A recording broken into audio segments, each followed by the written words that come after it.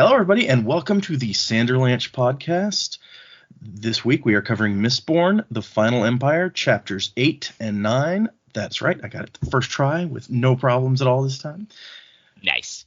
Yeah, and so in these chapters, we meet a Mistwraith, finally. We meet a Terrismen, and then in chapter 9, we kind of skip over what I feel like would be first the Rocky training montage and then like Vin's My Fair Lady montage.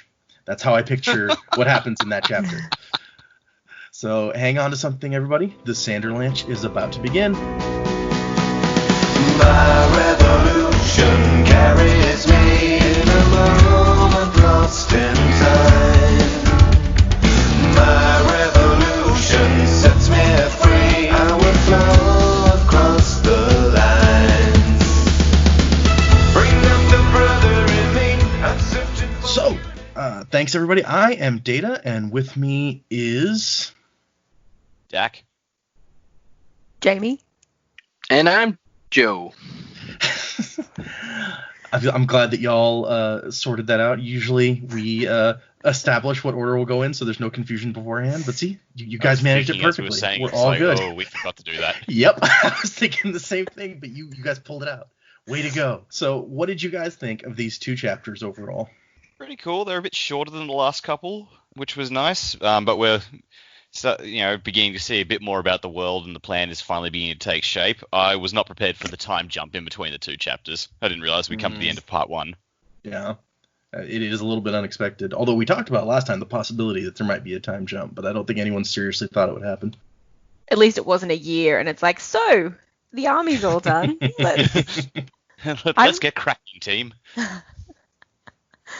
I really liked that there was that moment between Kelsier and Vin with the, like, if you can't trust me, you're not on my crew. We can't do this. This isn't going to work. So I really enjoyed that moment. Yeah, that's something that we've been worried about for a bit here, that her lack of trust was going to cause some problems. So I guess they called it out at least. Well, I guess they had to at some point. Like, it's just been going on for so long. Mm-hmm. Well, the whole, what is it now? They actually started meeting each other in like chapter 3 or something. So, and this was chapter 8. So yeah, I guess that's 4 chapters. 5. I can count. Who says I can't? Joe, you took a breath like you were going to say something, and then you didn't say anything. So these chapters were good. I liked that the 8th chapter picked up right where the 7th chapter left off, which makes sense with how the 7th chapter ended. I did like that we got to see kind of what a Mistwraith is. I feel like there's probably some more there than maybe Kelsier explained to her that we don't know about them yet. And I liked the Terrismen a lot. I thought he was really cool.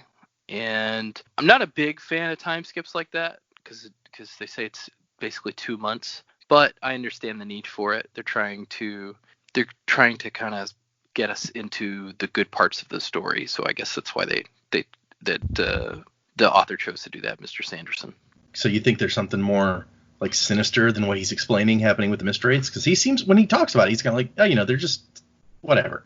Yeah, well, it's like it almost, and maybe there's nothing, and I don't know that it's necessarily a sinister thing. It's just, I felt like, oh, that was it, huh? It's like, it makes me think of a slime in Dungeons and Dragons. It's like, nope, that's pretty much just what it is. It's a big giant thing that sucks things up. He did make a point that this one was quite young, so maybe as they get older, they can expel more parts that they don't need.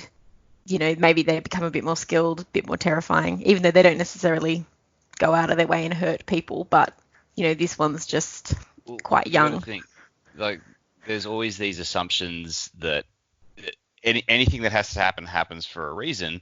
And it's like, so people are terrified of Mistwraiths. There's got to be some reason for that beyond just they're the things out there just kind of hanging around. Like, there's got to be a reason people are scared of them. To be perfectly honest, even if nothing else happens, if I lived in a world where this thing exists, I would be terrified of it too.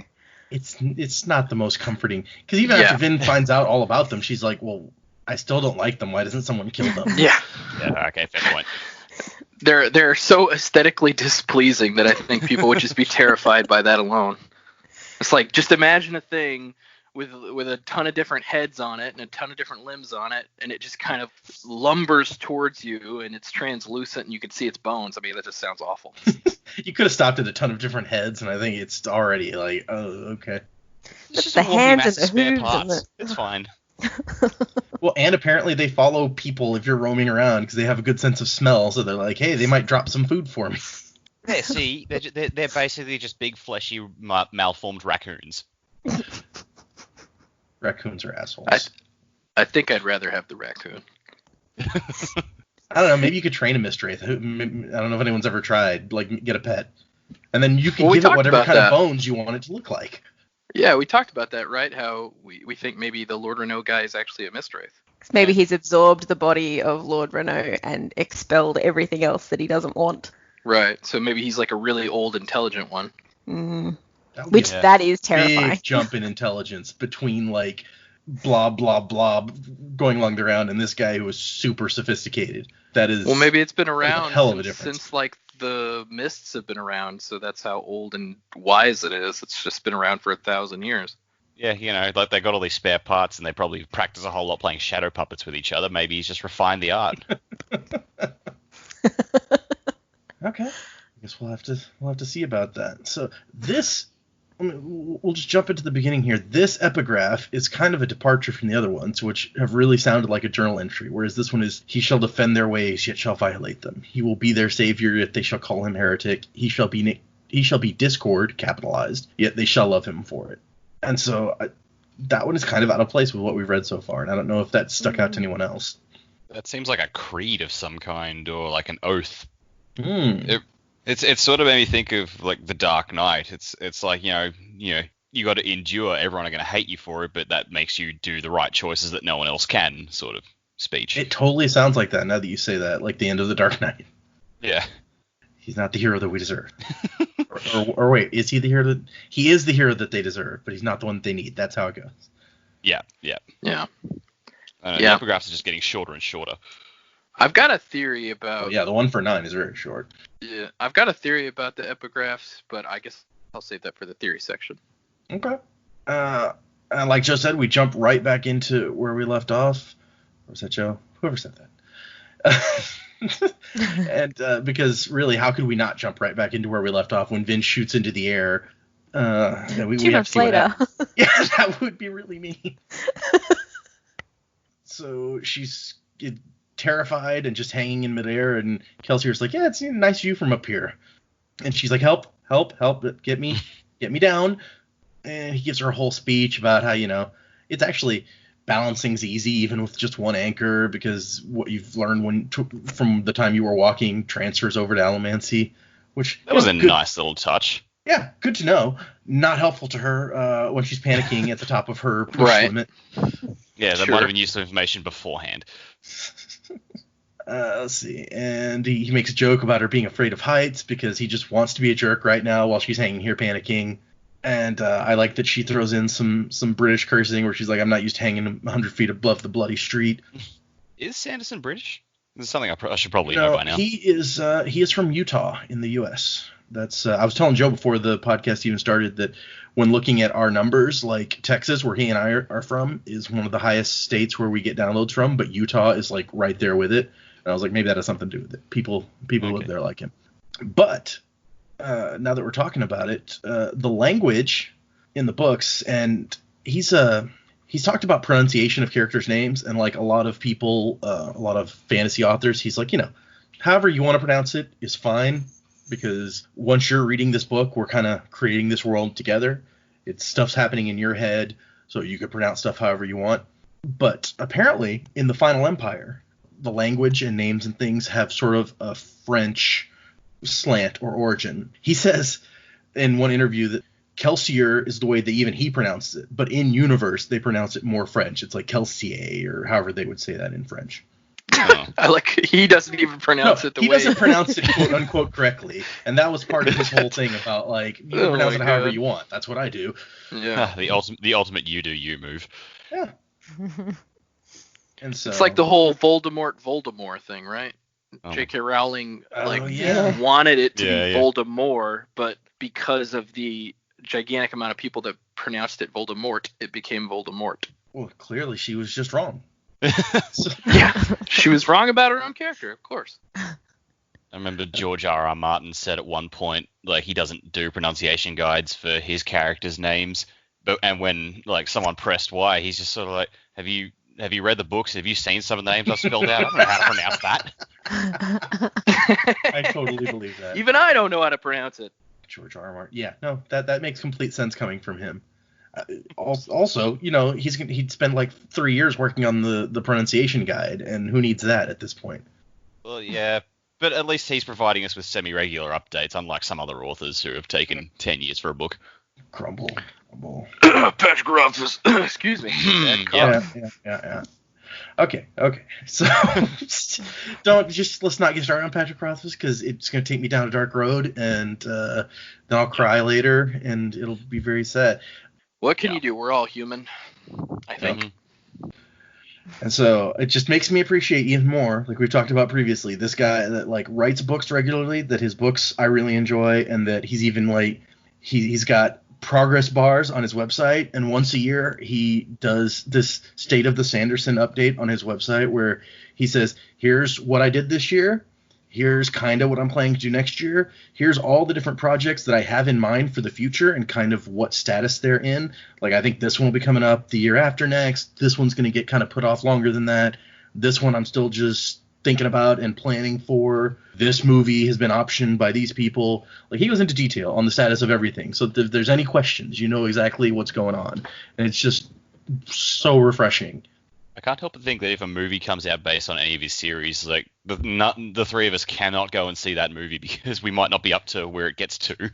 Yeah, that's true. Yeah, I mean, you know, you'll have to go in for us and vet it for us. I imagine the very first thing, if something actually gets made, maybe a Mistborn movie, in which case we would probably be there, at least if they were going to turn the trilogy of books into at least a trilogy of movies, then the first one would probably be fine. But I guess the closest thing that came when it comes out, right? The closest thing that came to fruition was like a thing that he wrote set on Earth called Legion that was going to get turned into a TV show, and it's about a guy who has like hallucinations. He has like he hallucinates people, but those people are like experts in different subjects, and he uses them to help him like solve things. Which I won't tell you more than that because we may someday read that. But it was Really cool. about to be made into a TV show, and then they made another TV show called Legion that was that X-Men very yeah. similar, and they were like, oh well, we Right. can't make this show now. They just came out with a different show called this, so that never happened. But anywho, let's see. Not accustomed to hanging above the bloody street. We know Vin. It's okay. And so he pulls her over and tosses another ingot outside the wall and is like, okay, let's go. And even Vin, the experienced, thief, spent her life traveling around the Final Empire. Even she's like, wait, we're going outside the city at night? Is that really a good idea?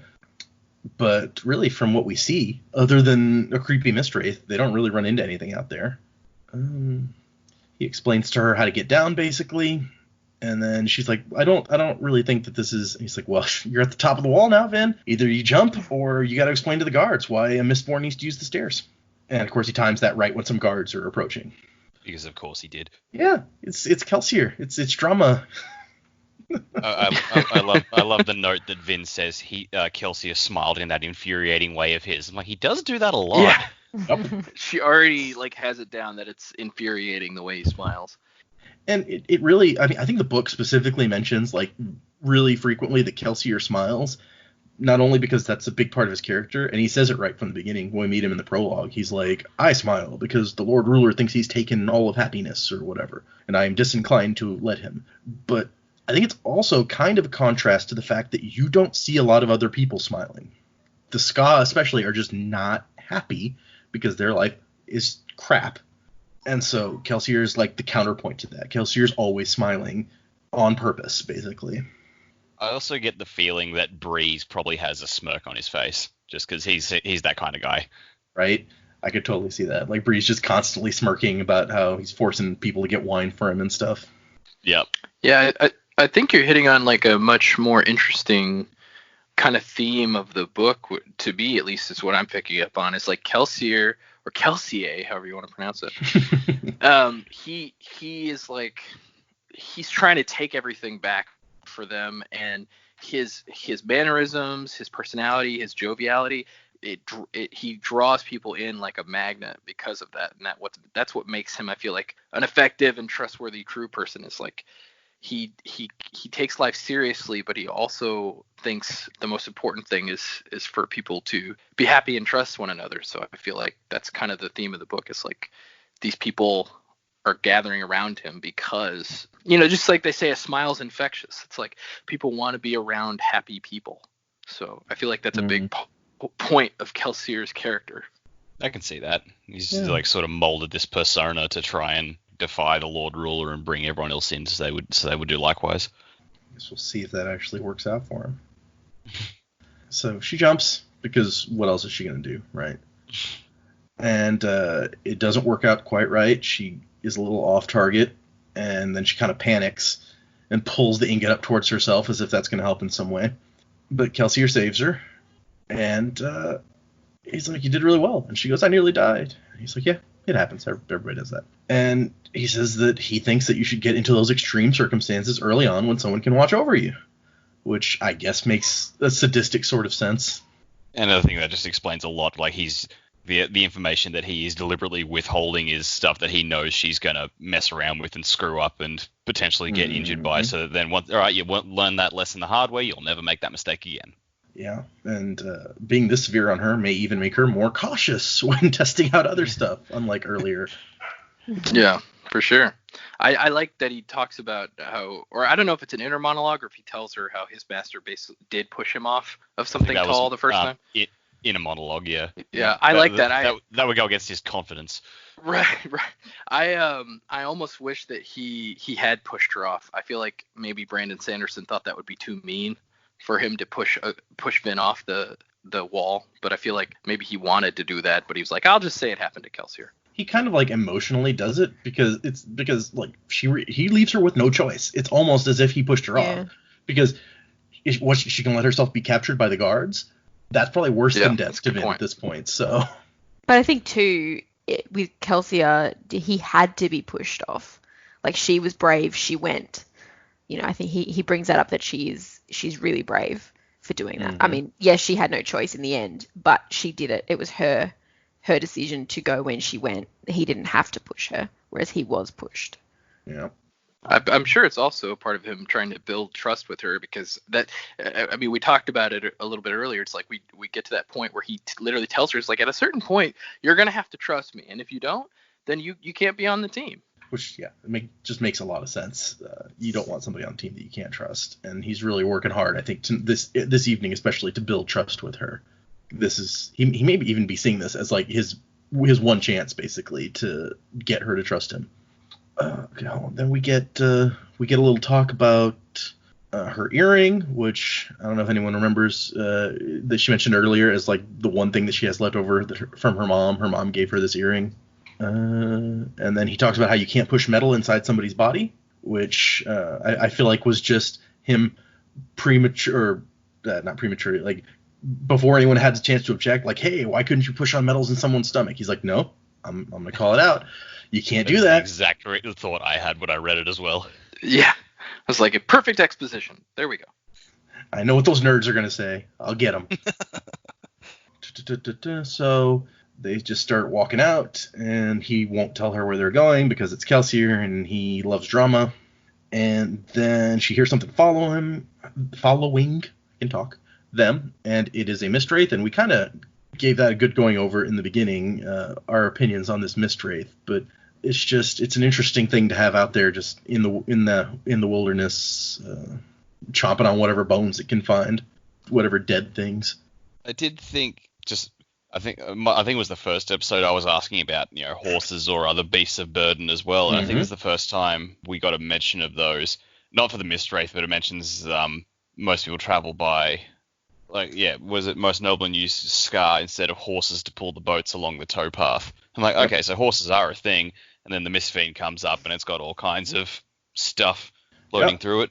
That was Mistfiend. Okay. You got me saying it now. Where am I getting that word from? I don't know.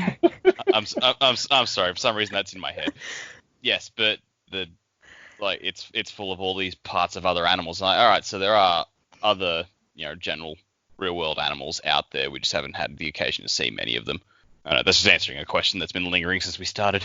Right. And in fact, I mean, it does. I think it says he has a horse's head in there, but it has a horse's head. It also points out bovine hooves, which makes you think that they have cows, and canine haunches, which makes you think that they have dogs. I mean, it could be a different kind of canine and bovine, but those are very kind of human, earth animal words. Yeah. They even mentioned a centipede at one point. It mentions a deer as well. Yeah, that's right. So it's giving an impression of some very earth animals, despite the fact that the rest of the world does not look very earth-like with the brown plants and stuff that comes up. It just means animals can live in this ash-covered shit heap of a world. Yeah, somehow.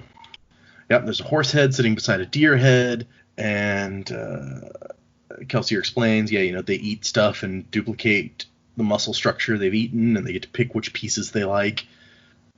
And then she asks if they're intelligent, and he's like, intelligent? No. Not one this young. More instinctual. And I like that he specifically mentions he's never heard of a Mistwraith attacking a full-grown, healthy adult. Like, that's a lot of modifiers to add to this. It's like they don't attack full-grown, healthy, adult humans. Anybody else, maybe. Yeah, kids. Children or unhealthy people. The elderly, the ill, yeah. I don't know that Vin qualifies as an adult, so she should be kind of concerned by this. Yeah, what is the Mistwraith going to come up? It's like, hey, can I see your ID? Aha, young enough, let's go. We know that there is an Imperial High Road based on that's where they find Sazed in his carriage. So while they do a lot of their traveling by canal boat, they clearly do have carriages and horses that roll those. I don't know how other people pronounce Sazed. I don't even know how in French it would be said, or if maybe the Terris language is different, so Sazed doesn't even fall under that whole French thing. But how are you guys saying that? I started with Sazed, and then I thought, no, that seems a bit redundant for some reason, and then I started calling him Sazed. Yeah. Both I those thought we make sense. saved. Yeah. It does feel a little bit strange when I say it. Sazed, almost like it's an ending of a word without the complete beginning of the word, or something like that. But that's how I've always done it. Yeah, I think I said, because the first time they say his full name, so I said Sazed, but then they nickname him Saze, so I'm like, well, is it Sazed then? But oh, do they? I must have missed that. Well, yeah, it's kind of infrequent. Kelsier says it when they first see him. He's like, oh, you know me, Saze, but it doesn't come up that much. We get a description of what Terrismen are like, with long, flat faces and willowy, tall bodies and stretched out earlobes with a lot of piercings in the ears, and embroidered garments of overlapping V's in different colors. I feel like it gives a very vivid description of Sazed. Yeah, it brought to mind for me a very Tim Burton-esque character with, tall, gangly, but then the earlobes and the piercings kind of gave me more of a tribal thought. So I'm not sure exactly how I would describe him, but I think that's kind of as close as my brain could get. And so the horses take the carriage, and they're going to this town nearby where we know that the fake Lord Renu is hanging out. And they have that's when Kelsier thinks that she's a brave one because Gemmel had to push him off the wall the first time. And then they have the discussion that starts out really weird to me, where Vin's just like, so he's older than your brother's older than you, huh?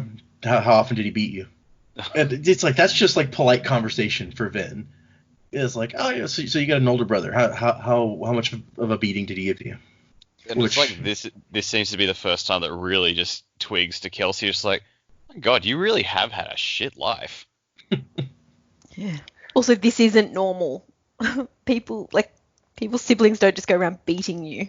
That's not a normal thing. Yeah, I like when she's like, oh, he never beat you, huh? Oh, so how did you escape his beatings? He's like, no, he never tried to beat me. That never happened. Your little brother, Joe, did you get beat on a lot? Not a lot. Some, sure. It was usually not me having to run away. It was usually a parent intervention, but obviously she didn't have that, so. Oh, now everyone's sad. So, and then we find out some interesting stuff about Kelsier's background, because his mother was basically got away with pretending to be a nobleman or noblewoman, so that him and his brother grew up as like illegitimate but privileged noble children until someone discovered the truth. Which, like, man, like their mother must have had that con going for years. Like, Yep. how does she maintain it, and what the hell brought the truth out? Yeah, it really makes you wonder, like, if she got away with it for so many years, at what point was it like, I figured this out? Like, how does that happen? Explains a lot about Kelsier and how much he knows as well, and how he behaves. Like, so not only, you know, he's Scar, but he's lived a totally different life to most Scar. And the skills like that he's learnt and what he knows about noble behavior makes him different. He's got an understanding of how they work, which is definitely going to be an asset. Yeah, I mean, that's a good point. I hadn't even thought of that, but it's like he knows noble society well enough to probably be better than your average person at trying to bring them down. Vin's like, what's going to stop me from running away from you? And he's like, nothing, because you are free to go where you want.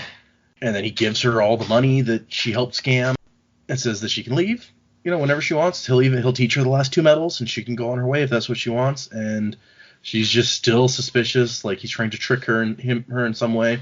And then she brings up what she knows, or should know, is going to be a sensitive subject for him, because he's like, there's no betrayals in my crew. And she's like, except one, the one that sent you to the pits. And he's kind of like, that takes him by surprise a bit.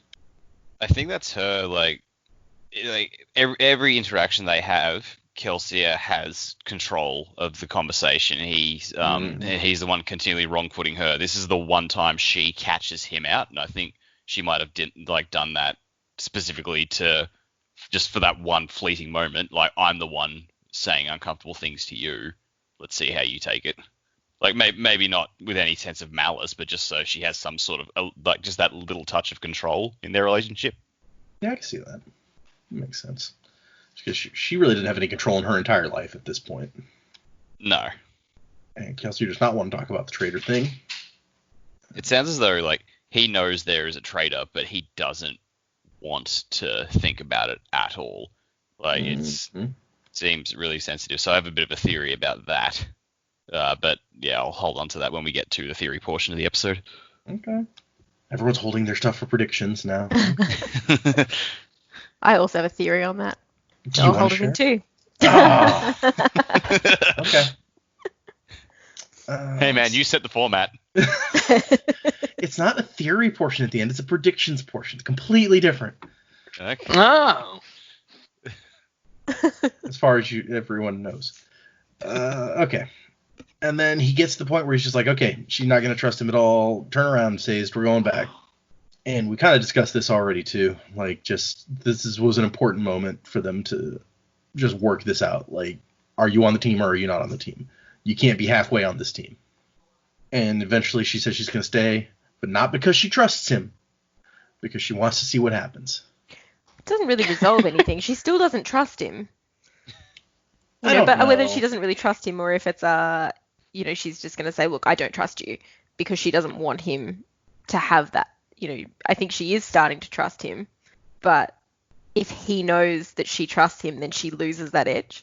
That's the way I read it. Yeah, she wouldn't stay if she didn't have some trust in him, but she can't let him know. She can't let him win the conversation. So we get we get a description of Felice, or Felice, sure, that's what I'm going to call it, as being like this rich town. It's like the fancy suburb where the rich people actually spend time in their nice sprawling mansions instead of the gross city with all the ska packed in there. Also, the giant keeps they have there. I feel like it's one of those situations where you're like, this castle gets really drafty.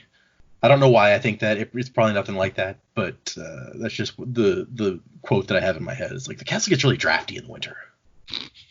We need a nice manor. I feel like most castles get drafty in winter, right? Because it's a castle, you can't really like make it cozy. I don't know. Put some windows in, get some shag carpeting. It's very, very 60s. It's great. Shag. I don't know why it has to be shag, but It's just a funny word. it is. See, there you go. That's good enough. And then Kelsier's frowning at the city, and she's like, "You disapprove of the waste?" And he's like, "Well, kind of, but not really. I was just thinking that it should be beautiful." And she's like, "Oh, it is beautiful." It's like, "No, the homes are all stained. The trees grow leaves of brown." And she's like, what do you mean? Like, what color should they be?" And he says green, and she's like, "That's weird. It's like having purple trees or something. Why would they be green?" Yeah. Blue sky. What the hell are you on?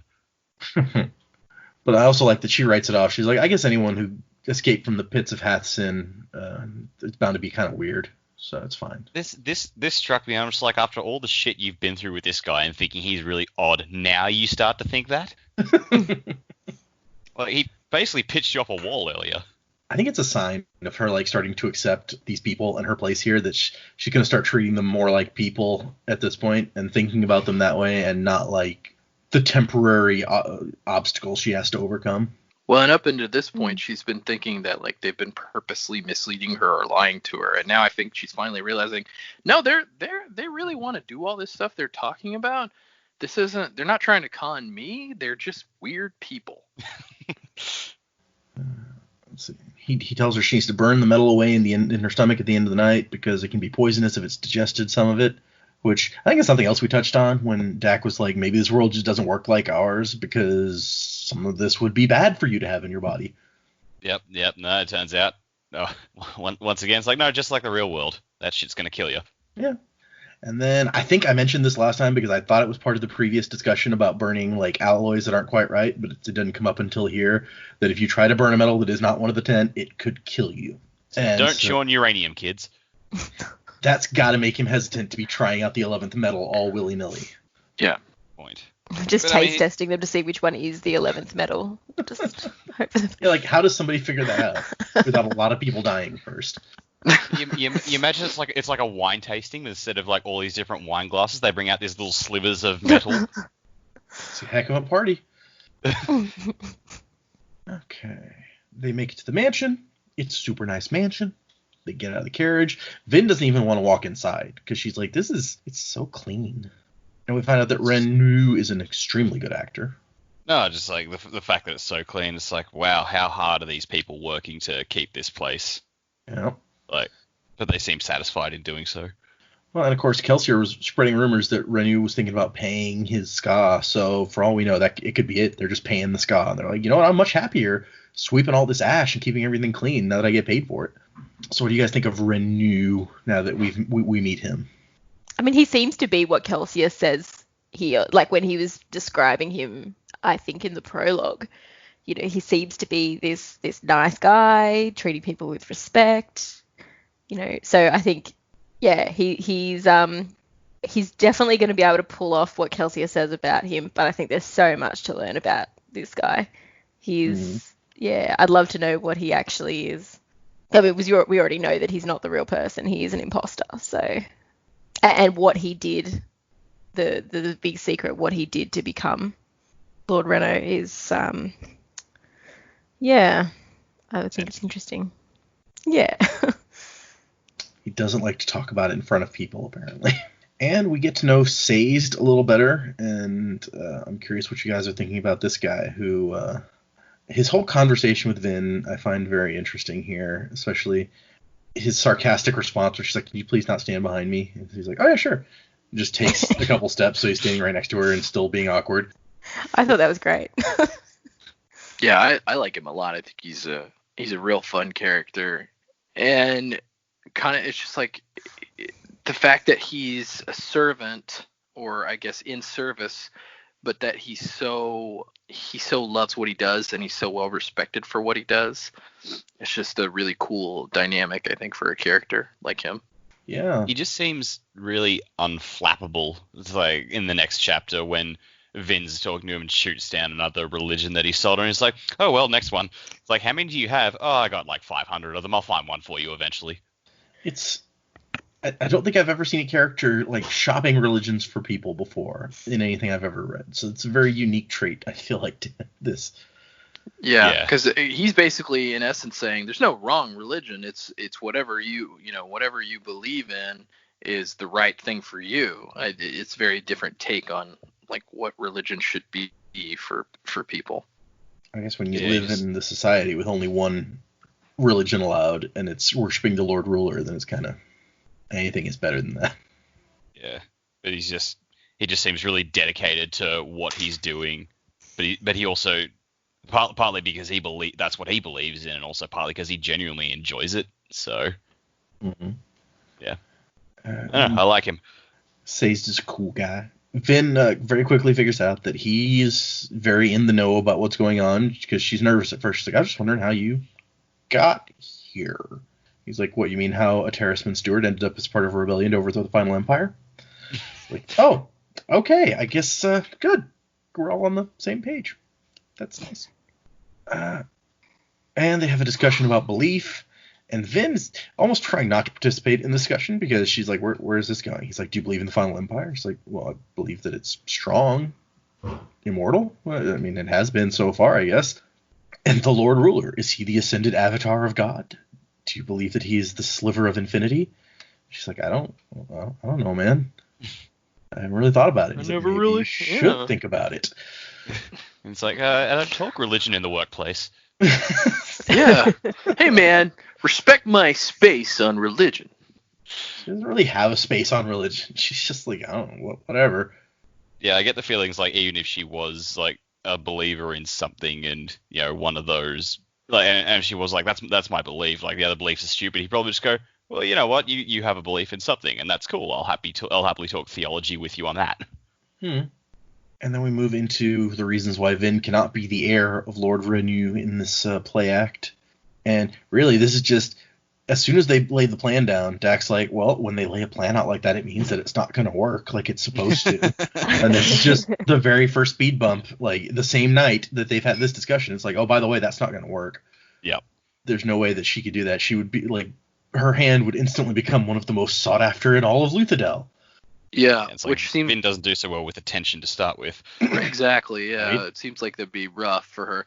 Although the plan they formulate is searching for somebody to marry her anyway. So I don't know really what their game plan is. I guess that's the guys, but really she's hoping nobody wants to. They're hoping nobody wants to be with her. So it's just kind of weird. The plausibility of the plan, when they're talking about it before, is that she's the heir. And that's the reason for being there. And they're like, well, that won't work. Like, it's not that her being there won't work. It'll be that just it's not plausible for her to be the heir when there are so many other people. Like, that's just so far from what could possibly happen. It won't work. But, like, a distant niece introduced to court, that's plausible. So she'll still get attention, but also not being the heir means she won't get as much attention as what she would have got before. So I guess it's just refining the details more than anything. Like, there's still a lot of the plan will still work. It's just how they go about it in what role. It's true. And, I mean, really, her whole point there is to kind of spy and listen to the court gossip. And so, like, well, she can't be getting too much attention or she won't hear all the good stuff if everyone's always trying to get married to her, basically. So being kind of ignored is what we want, is kind of what they land on here. But, yeah, so it just shows you that we're going to be hitting speed bumps already, although maybe the 2 months time skip, it all goes off without a hitch, right? I'm totally sure that happened. Yeah, absolutely. And then they're like, well, she has no manners at all. No offense, Vin. And as she's sitting there stuffing bread into her pocket, she's like, well, why would I be offended? And so they're going to have My Fair Lady her. Yeah. It almost would have been better if she had, like, her mouth full of bread and be like, why would I be offended? What do you mean? No offense. No, not taken. She could have a mouth full of bread and be hiding bread in her pocket. Why pick one? I mean, we've already established that, like, with the stuff back at Clubs' shop, she stole the food and was just like, all right, that's going to go off first. I'm going to keep that. So it makes sense she would be stealing food to be like, gonna need that later. But she's stealing food, but then when she goes to bed, she makes a point of saying that oh, wait, hang on, I left food there. Whoa. Yeah. And it's a weird dichotomy for her because as she starts to eat the food, she's just nibbling at it because she's like, oh my gosh, I'm eating food that was prepared by other people. And then at the end of the meal, she's like, oh my gosh, I left food behind. So she doesn't quite get what she wants either, I think. Whatever you give her, she doesn't trust it. Yeah. You give it to her, she doesn't trust it. You don't give it to her, she doesn't trust it. Like it's... Yeah. Yeah. She's just going to question everything. They're going to have Sazed become her steward. And Kelsey was like, I don't think he's really anybody's steward anymore, right? Hey? And he's like, a Terrisman without a master is like a soldier with no weapon. Which tells you something interesting about the Terrismen and how they see themselves. But I'm just like, is that a culture indoctrination, or were they just conquered and then, like the Scar, they were basically forced to think that way, Right. Under penalty? Like, I don't know. That line may be a bit uncomfortable, if I'm being perfectly honest. No, I can absolutely see that. See, for me, it was like, I don't know. It just seemed like in their DNA, like, because, and it's because he's so outspoken against the Final Empire. I feel like that is what they do. Like, they are people who serve others, but at the same time, they have a very strong sense of what is right and what is wrong in the world. So I kind of took it as like more of a noble thing. Like, no, this is what we do. It's kind of unclear at this point because this is the first Terrisman that we've met, although we have heard about one other Terrisman only, and it was the guy, the Packman from the epigraph, who was apparently a huge jerk and just hateful and like spewing hate about people that he had never met and countries that he's never been to. So it seems very different from this one other Terrisman we've met, at least. Well, we also have to remember the perspective of who we think that is writing those epigraphs. So. Mm-hmm. Yeah, and it could also be a time difference. Like, we don't know when the epigraphs are written, so. Right. But yeah, I can see how it would make you a little uncomfortable. This guy's like, no, we're like born slaves. We have to be a slave to someone. But I think less that he said that, but more just like he did seem to take some pride in that. As like a Terrisman without a master is like a soldier without a weapon. Is like that. It is our reason to be.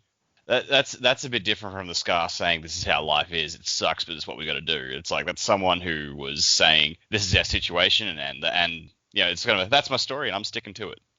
Yeah, we'll have to see as Sazed develops further.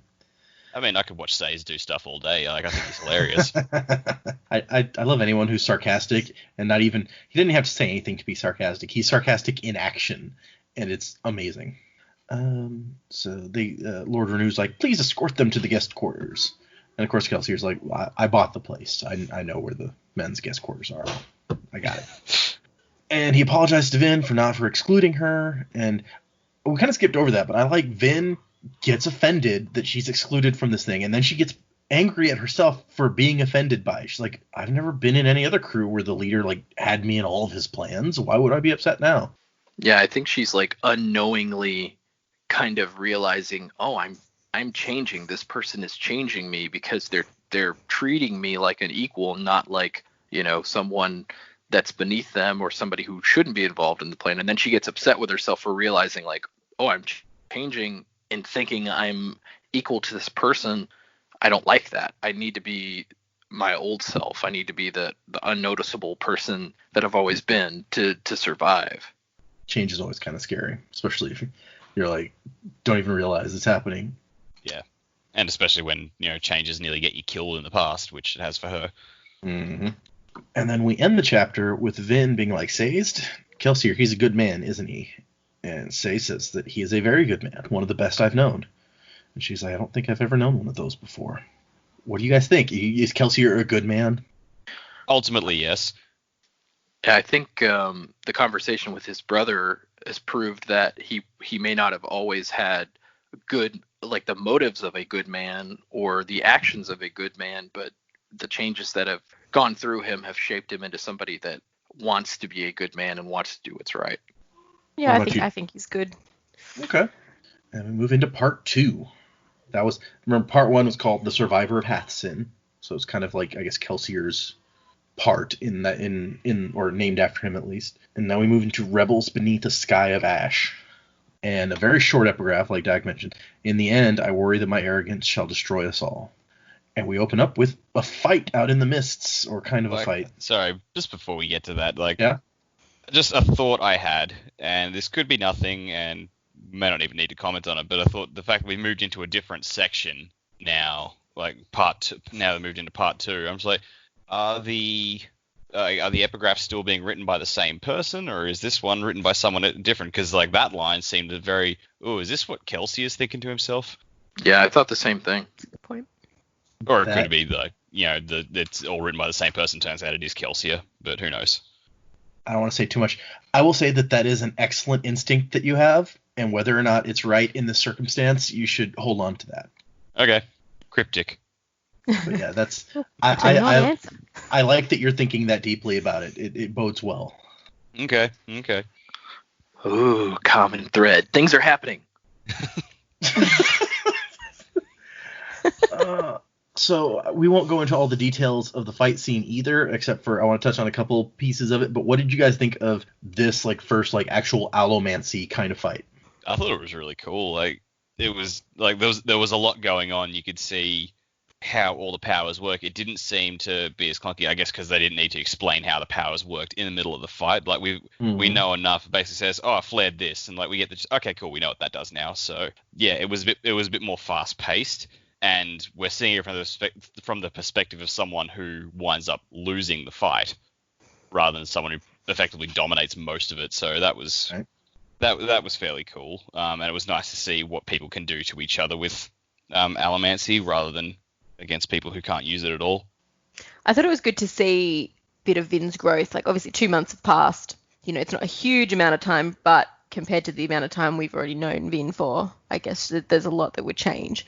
But to see her development and skill that she's learnt, but also that she was able to sort of deceive Kelsier as well, sort of just showing how she's thinking about things, and she's sort of not afraid to do something like that now. I thought that was pretty cool. But yeah, just seeing the two of them sort of go head to head, I thought it was quite cool. Yeah, that was one of the things I wanted to touch on was her little trick of shooting her bag of coins into the air, because out in the mist, they're not actually seeing each other most of the time. What they're seeing is these lines that are pointing at each other. And so she uses that to her advantage and kind of catches him off guard a little bit. Not that it lets her win, but it comes close. And then they get into the pushing match at the end, where she drops her daggers and they're each pushing on the coin, and the coin's in midair between them, and she's thrown back into a tree to help support her weight. Which I like that whole moment. I think it's a very cool moment. It comes up in Dragon Ball Z or Harry Potter, where you got the two opponents and they're both firing stuff at each other, and there's the thing in the middle and they're trying to force it one way to each other. That sort of reminded me of that. It's that's a cool little spin on that. Yeah. Trope. Yeah, force struggle, basically. Yeah, basically. And at the end, he kind of, after Kelsier wins, which Kelsier seems to win because her tree breaks that's holding her up and she falls down. But he tells her, you might want to avoid getting in push matches with people who weigh more than you, which means everybody because you're tiny.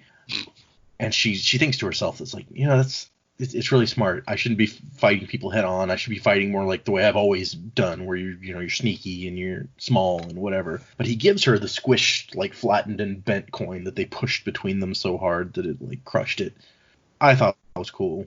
And I mentioned to you guys that I had coins from the Mistborn Kickstarter. They're like, what else can we put in this Kickstarter? And a bunch of us suggested, it's hey, you could have a squished version of the coin, from this scene. And so they totally included that. Oh, nice. That's cool. That's cool. Yeah, that is really cool. Send us all photos of these coins. I'd be curious to see them. Oh yeah, totally. I could actually probably put one in the chat right now as we start talking about this next part. Let's see.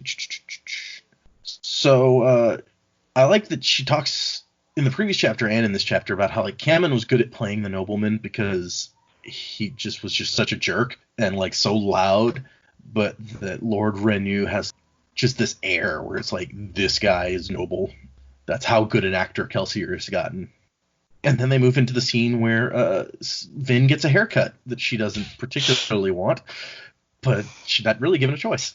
Over 2 months, I guess it's grown long enough that they're like, hey, this you might look like a girl now. And her barber, her hairdresser is not thrilled. Nice. They got an on-staff hairdresser at this manor. And she's like, tisk, can you take better care of this hair? She's like, I can't perform miracles. I'm like, oh, okay. And Kelsier shows up and kind of takes this as, I'm sorry, we skipped over Say's trying to sell her on another religion, which apparently he's done a couple of times now. What did you guys think of the description of this religion? I'm a bit of a sucker for reading about various mythologies and how they the things they worship and whatnot. And this one sounded really interesting to me. I'm just like, oh, like we only get a brief mention of it, but I'm just like, okay, I can totally see why they would think this versus this, like the difference between the sun and the stars and the two gods. I'm like, all right, this sounds pretty cool. And it's fitting for people who worship the night over the day. I'm like, all right, that actually does sound really interesting. I'd like to know more. And Vin's like, nah, I'm good. And it's like, god damn it.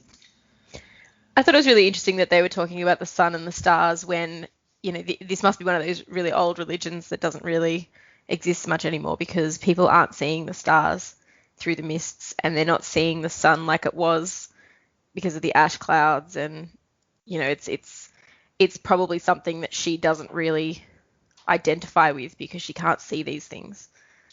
If he talked about this religion before she had that night out with Kelsier, she didn't even know what stars were at that point. So it definitely a big difference. And apparently that's the 5th religion he's tried to convert her to, and he knows of 562 and has all of them memorized. So that in and of itself is pretty impressive. I really like this passage just because this is where Sazed, like, everyone has something that they're passionate about, and this is Sazed very calmly.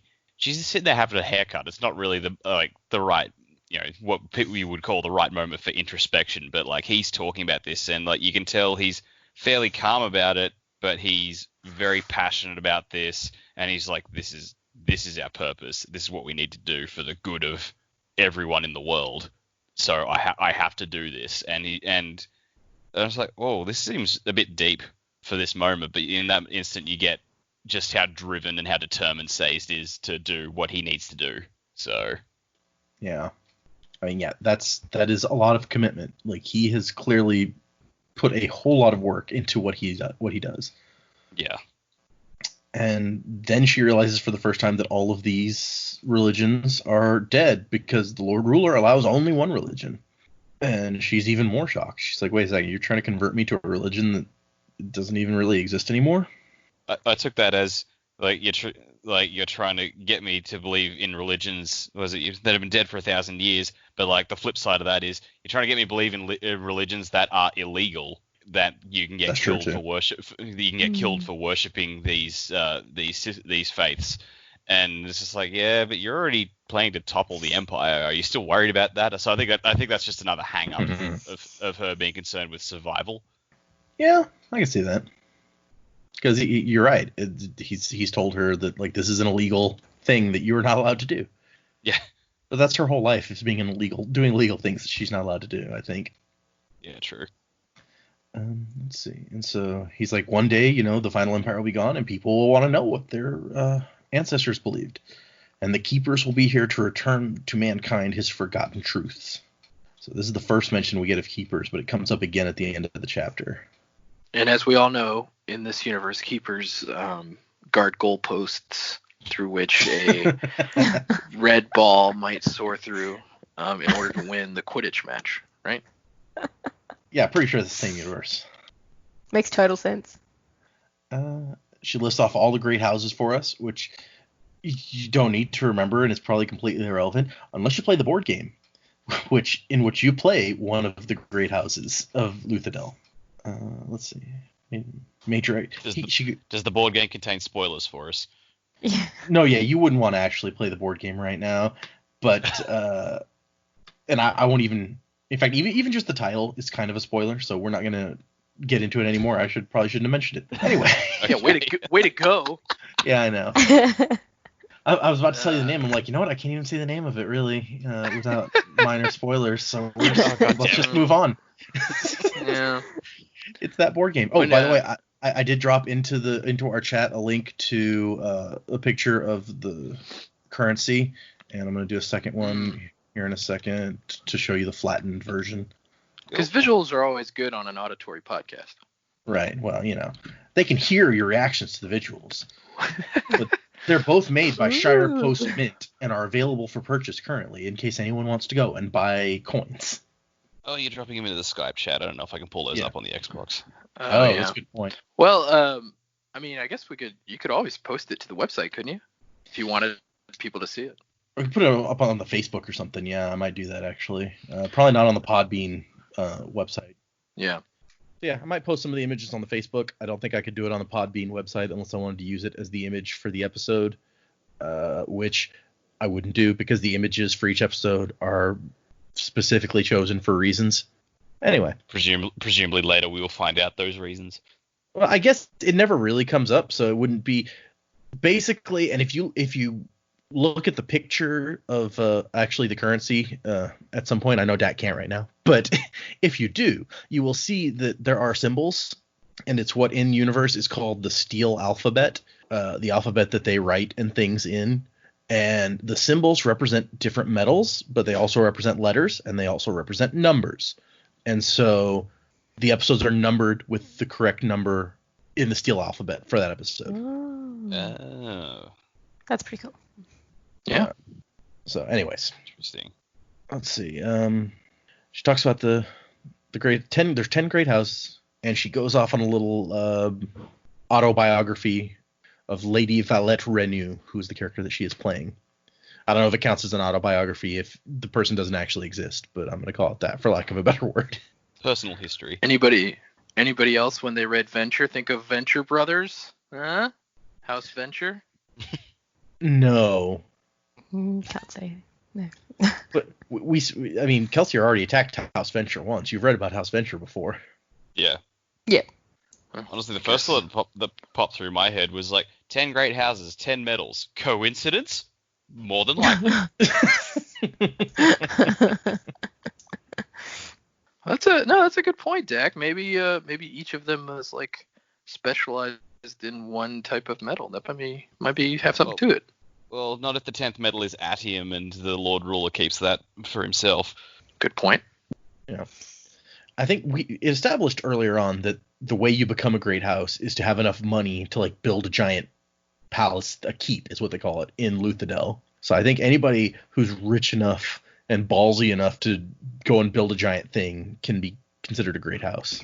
Well, didn't they say that Lord Reno is possibly going to be joining the great houses or something? Exactly. Like his cover is that like he wants to do enough business to within the next 10 years become a great house. Yeah. But the people who were given the power of Allomancy were in favor with the Lord Ruler, so it's not necessarily that a great house gets that power. Yeah. It's the original great houses, I guess, got that power. Well, yeah, supposedly all of the noblemen are descended from like those original the people who stayed loyal to the Lord Ruler or whatever, so that's why they get to be noblemen and not slaves. True. Okay. She's talking about how good Vin is at memorizing stuff, and he's like, maybe if you spent less energy trying to avoid our lessons. And then she's like, do all humble attendants give their masters as much lip as you? And he's like, only to the successful ones, which is a great line. And so her hair ends up looking nice. She looks like, I like the way it's written. It's like she looked ... like a girl. And then like Kelsey she's finally ignoring Reen's voice. Yeah, this is like the first time that she wants to ignore Reen's voice. And even in the annotations, he mentions that. He's like, he feels this is a significant moment for her, the first time that she wants to ignore this voice in her head. Oh, absolutely. Let's see. And then Kelsey comes back, talks about how she likes making faces. She likes to scowl. And then he and Says take the opportunity while Vin is locked in a chair being haircut to go off and have a little discussion about her. And Says is like, she's like super smart. She tries to avoid our lessons. And Kelsey's like, yeah, I think that's, kind of her way of maintaining control over her life because she doesn't actually have any. And they discuss that she's like getting better at impersonating a noblewoman, but still doesn't seem, ready for the big leagues, I guess. Which seems fairly realistic. It's like you can take someone to all the practice dinners you want. It doesn't necessarily mean that they will succeed, especially under pressure. Oh, yeah. And there's going to be a lot of pressure. We find out at the end of the chapter. She's going to the ball at Keep... the ball. I said Vol, like an idiot. The ball at Keep Venture at the end of the week. Well, there's enough V's in that sentence, venture and Vin. So Yeah. When she gets there, she's gonna meet 2 ventures, and one will be Hank and one will be Dean. And you guys don't like my Venture Brothers reference. I love I've Venture never Brothers. watched it. No, I don't know what you're talking about. Venture Brothers is a great show. You should absolutely check it out sometime. Totally It's been on my irrelevant list to for what we're years. doing. Well, see, what better time than when you're locked up to start crossing things off your list? Because we're not locked up, we still have to work at our respective workplaces. That's a fair point. So do I, and so does Joe. So I kind of, although I get to do it from home. So, but Yeah. it's not like I can sit here watching movies while I'm working. So Yeah. they talk about how she's really good at stuff. Even at Alamancy, he's like, she's surprisingly good. She's only been doing this for a couple of months, and she's already given me a run for my money out in the streets. She's a bit of a prodigy. Yeah, she's an Alamancy prodigy. We're also measuring this against Kelsier's assessment of himself. Uh-huh. I'm like, yeah, like you're really only you've only got your own experiences to measure on. He's like, the variance isn't this great. It took me months and months to learn how to do this. I'm just like, maybe it could be she's really, really good, or maybe you're just not as good as you think you are. Not necessarily saying Kelsier is bad, but he might not be a master. Well, he's not going to admit that he's not like naturally good at stuff. It's like, she must just be really amazing because she's better than me, and I'm Kelsier. I'm awesome, right? So yeah. He says that he's feeling guilty because she hasn't had much of a chance to learn, and she'll probably end up executed with everybody else. And so he's like, well, yeah, but that's not going to stop you from using her, right? And he says, no, it's not going to. But Say suggests that he take her or kind of loan her out to some of the other crew members so that they can practice, or she can practice with their metals, specifically mentioning Breeze. It's like, I hear that Breeze guy is really good. You should let her hang out with him for a bit, which is totally something that I think you guys predicted would be happening, more or less. So that's looking good. Yeah. Well, yeah, like all those guys need their day in the limelight. Uh-huh. And we end the chapter by him talking about Say's is going to accompany her to all of the functions as, her steward and guardian, because you don't send a young girl to all these parties with a bunch of people she's never met by herself. That makes a lot of sense. That's when it totally twigged that Say's is just the Alfred to Vin's Batman. I know, right? He's totally an Alfred. Yep. Although he also says that he's going to protect her. And he promises to protect her with his life. And Kelsier says, I feel pity for the man who gets in your way. And specifically thinks to himself that few men, Alamancers or not, would fare well in a fight with a keeper whose anger had been roused. So that's a big hint that the author just threw out in front of us to be like, hey, there's something going on here with this guy. I was going to say, like, that's got to mean he's got some abilities or some sort of power of his own. Yeah, it sounds like he can do something, but it specifically excludes Alamancy. He's like, few men, Alamancers or not, would fare well against him. So it's like, this guy's in some way really strong, but it's not related to the magic that we've been learning about this whole book. I pity the fool that gets in his way.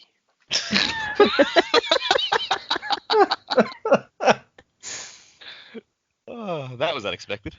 That was brilliant. Yep. On that note, Mr. T, you just take us out of the chapter here. Now we were talking about doing like the ending stuff in character, and now it's gonna be like, you need to do a Mr. T ending to the show. Yeah. But that is the end of the chapter. Anybody have any thoughts you want to put out here now that we've made it to the end of these two? I think things are heating up. I think we're really gonna start getting into the thick of the things pretty soon. I mean, I feel like we already have, but I think each time Vin is going to be introduced to something new with Alamancia, she's just going to get better and better. And I like espionage spy type stuff. I feel like he's mixing a lot of genres here, which is not a bad thing. So I'm excited to get to see her kind of in the atmosphere with these noble people and see how she can kind of put her skills to the test. You think she's going to do well? I don't know. I think maybe at first she'll be a little nervous, but especially if she goes and hangs out with Breeze beforehand, I think she'll be pretty good at it. Okay. I'm a little bit worried that she's going to be a little bit cocky with her abilities. Like she is talented. she's learning more about what she can do and more about allomancy in general. And I mean, she's going to be building her confidence, which is great. But at the same time, I think she may get a bit carried away, and I think she could be a problem down the line. Yeah, I agree with that. I feel like because she is getting a lot better with her powers and she knows it, she's going to rely on them for situations that shouldn't need them. It's like, you hear all those stories, like all those jokes about how people say, oh, if I was a Jedi and I had the Force, I would use it to open the fridge and float myself a drink. People like who like they have these powers and then they would over rely on them and use them for things they are not meant to be used for. And when I feel like Vin would sort of get like, oh, I can do all this stuff now. Like, I don't need to worry about other stuff because I can do this, and that's going to get her into trouble. She's going to rely too much on her abilities. I mean, she's good at memorizing the lessons, but is she really absorbing what they are? Like, she can spout the information back, but how is she going to go in a real application of this? Which I know is their concern as well. But, how much of this is she actually absorbing, and what decisions will she make in certain situations? And I think I don't think it's going to go particularly well. Maybe not the first time she goes in with these people, but I think, as she's sort of mixed amongst the nobility a little bit longer, I think she's going to think she's pretty good.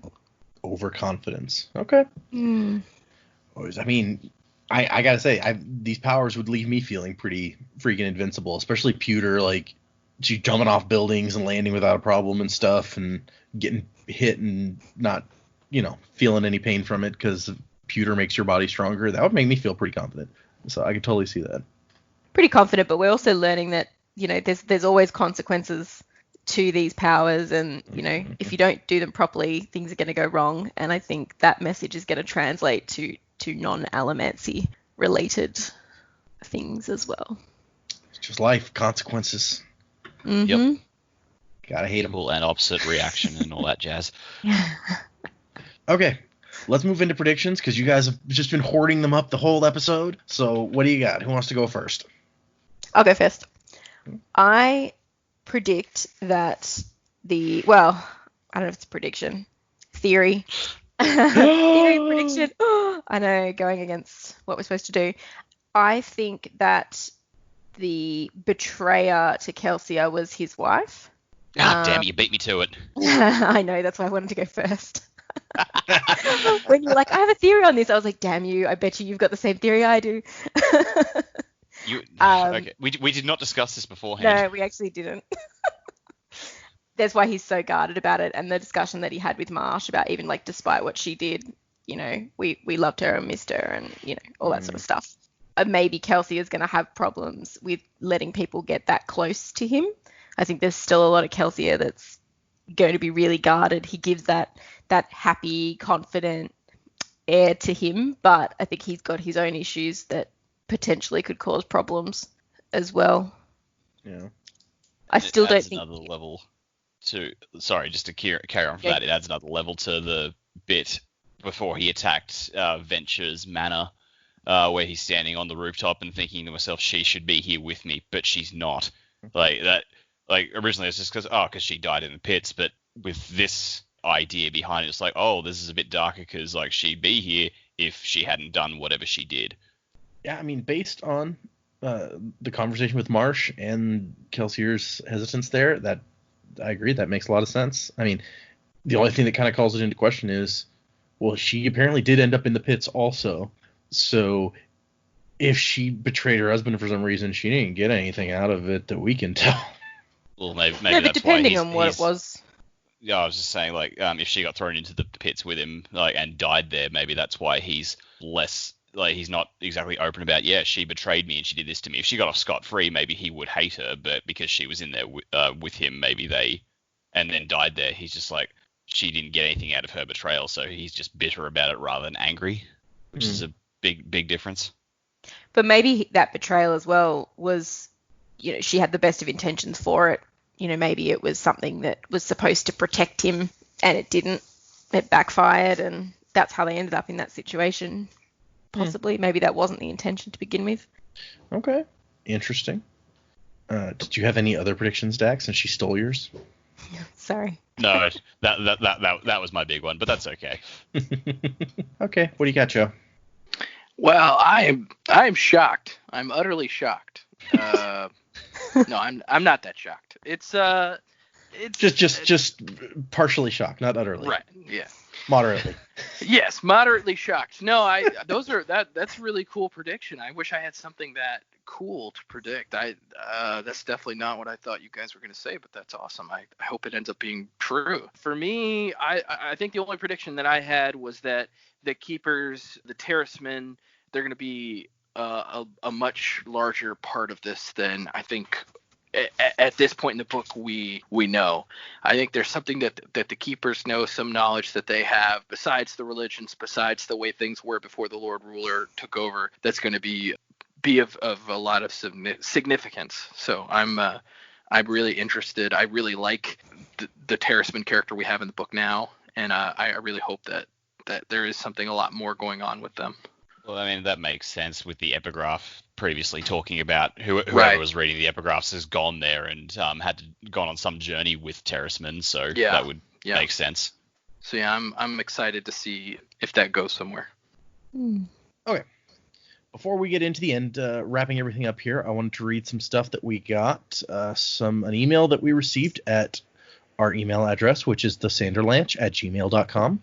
If you have questions or comments or suggestions, feel free to send them there. And we received an email from Angela, who says, "Hi, I just listened to the first episode of your podcast. I have been very bored in quarantine."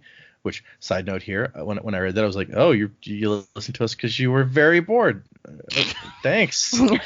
Yeah. That's heartwarming. Doesn't that make you feel good? Mm-hmm. But no, Don't these be hating on our first email.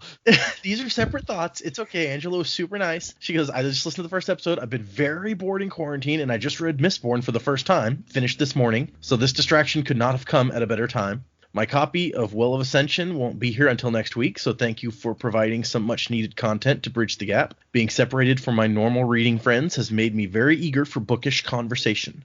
Just wanted to offer a word of encouragement. Also, I'm super impressed with some of what y'all have picked up on thus far." And this is just after the first episode, so y'all were doing well right off the bat. Cool. She says, "I really hated the prologue when I read it, though looking back it does set the stage well. However, I didn't pick up on much for a couple more chapters. Wishing you the best. P.S. I won't send any spoilers, but I really hope you're pre-screening these emails for the newbies." To respond to that, I am the only one with access to the email account, so yes, they will all be pre-screened. So that was a nice email. Thank you, Angela. Thanks, Angela. Thank you. It'll be a couple Thank weeks you, Angela. before you hear this because we're recording episode 5 before episode 4 has even come out. But hopefully you're hanging with us this long until episode 5. We also I've gotten a few messages that were very kind on Reddit where I posted. One of them was actually from a user named Eljawa, who requested that we do kind of more at the beginning of each episode, kind of more of a description of what happened during those chapters, so that people who maybe have read the book but not super recently would know kind of where we are as we discuss. So we tried that out at the beginning of this episode, and hopefully that is something we will keep doing, assuming it works okay. So that was helpful feedback. Feel free to send us any feedback you have. I'm not promising that we will take your suggestions, but I definitely listen to them. We want to put out a show that everyone is enjoying.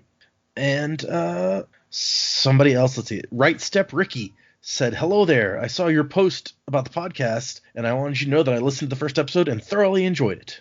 I'm just getting started reading Mistborn, and by extension, the works of Sanderson, about halfway through Mistborn, and it is great to hear other people's take. I just wanted to reach out and let you know that the podcast is very enjoyable, and I can't wait to hear more of it." So thank you. That Thanks, was man. very nice of you, Right Thank Step you. Ricky. We appreciate Thank you. positive thoughts. And, there was one more thing I wanted to point out, because a certain person has commented on all 3 of the episodes that have gone up so far. And so I wanted to give him or her a shout out.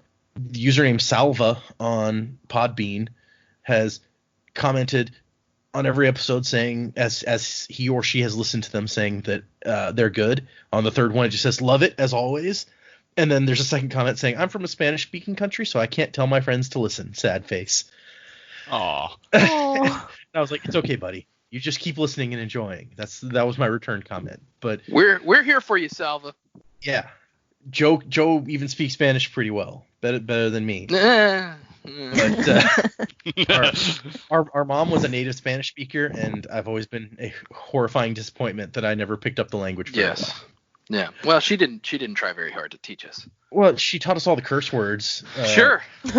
Just through us hearing them all the time, so that was something. But muchas anyway. gracias, Salva.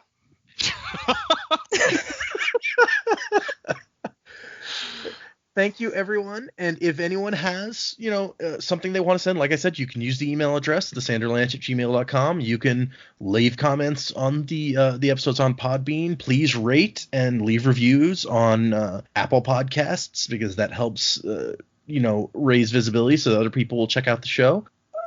Any place that you want to talk about us, we got the Facebook page up, the Sanderlanch, that I may even, if we get a lot of interaction on there, might even set up a group, kind of a spoiler discussion group that the other three won't be able to see, but where people who listen to the show can talk about what we said each episode. Oh, I see how it is. Well, you can't be in the spoiler group. It would have spoilers. Yeah. No, I understand. That would be bad. Anyway, so thank you everybody for listening. Intro outro music by Miracle of Sound. Check him out. He's awesome. And lets us use his music because he's so cool and we love him. You guys have any final words for the audience before we sign off? I've been reading the Reddit thread and a couple of people have commented, love how they've latched onto volcanoes. So yes, that was volcanoes. I said the thing about the volcanoes, I think. Yeah, but you responded to what someone else was saying, and I was like, whoa, we haven't brought that up this episode. It's kind of volcanoes. Volcanoes.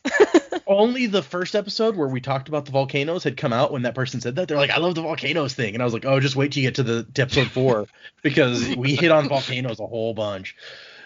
Oh, I'm going to hold on to that one no matter how wrong it is. So, yeah, we're going to we got the volcano making metal, and maybe the 9th metal is going to be the anti-volcano metal. That's the working theory so far. You need one to start. It's an ice metal. Ooh, Iceman metal. I like it. Yeah. Got a Shiva and an Ifrit for Final Fantasy fans everywhere. Or just ice and fire materia. I mean, you don't have to go for summoning a whole... Anyway, no, we're not going to get into Final Fantasy. We're not going to do it this time. No. Thank you for listening, everybody. We will see you next week. Bring up the brother in me. I'm searching for unity. Everything is changing inside.